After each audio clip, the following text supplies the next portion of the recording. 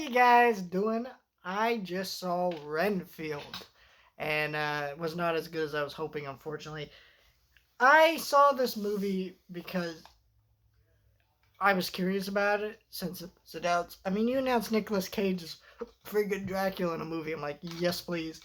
Give me that. I freaking adore Nicolas Cage. Not everything he does is great. Everybody knows that. He's done a lot of direct-to-video shit, but he's also done some great shit. I feel like every movie, though, I've ever seen him in, he's tried to give a good performance, at least make it something worth watching. Has it always worked? Absolutely not. This guy has had some misfires. But if he's in a movie, I'm at least a little more interested. Doesn't mean I'm going to watch it. But at least when it's going to theater, you have like some mark of quality of like, okay, we're getting something in a theater. It's not one of those direct-to-video trash things. I mean, not all those have been bad. Some of those are actually really good. Others weren't, but you know what I mean. So, anyway, that's my spiel about Nicolas Cage. Let's talk about the movie, which was not as good as I hoped. I think this is one problem I'm having. I'm sorry, Aquafina to me is the new Melissa McCarthy, and what I mean by that is she is someone that is just really annoying in every movie that she's in to me, and I just don't get why she's cast in movies. She feels like one of those people that when a Hollywood producer goes, "We need an Asian person in this part," the only person they can think of is Aquafina, so they just put her in a part.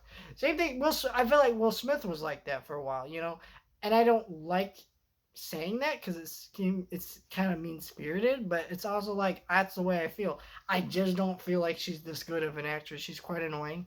The part of this movie that really works is Nicolas Cage and Nick Holt.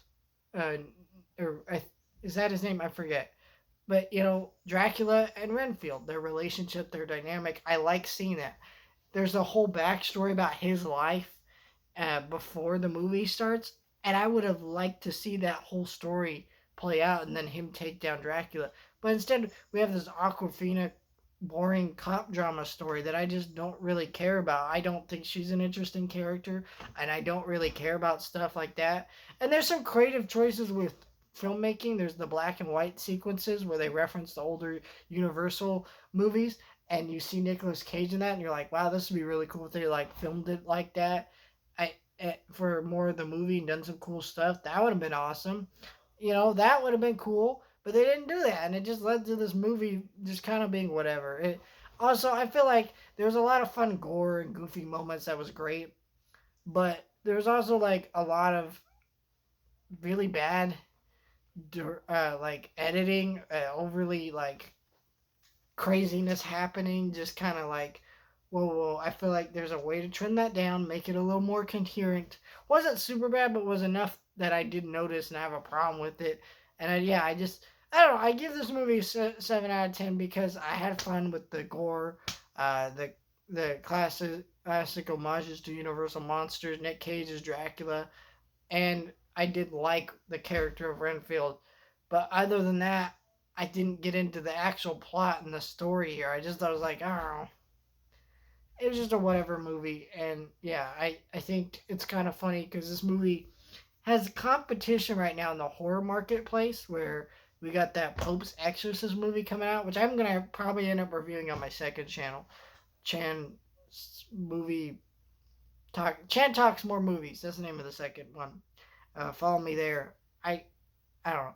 Follow me there if you want to hear my thoughts on that. Probably will end up reviewing it there. No promises, but I'm just saying. And so, like, I feel like that movie is probably going to do better because, Russell Crowe and Exorcist movie, a little bit easier to sell than this.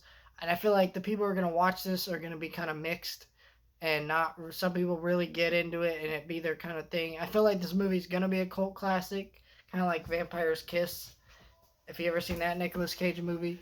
But to me, it's not like a good cult classic. It's like a cult classic that you hear a decent number of people say that they love it, and you're just kind of watching. You're like looking at it going, I don't get what these people seen it. But that's kind of the nature of some cult classics. Some people really get into them, other people don't, and this is one of those for me. And unfortunately, I was not one of the people who really got into it. It was kind of like, all right.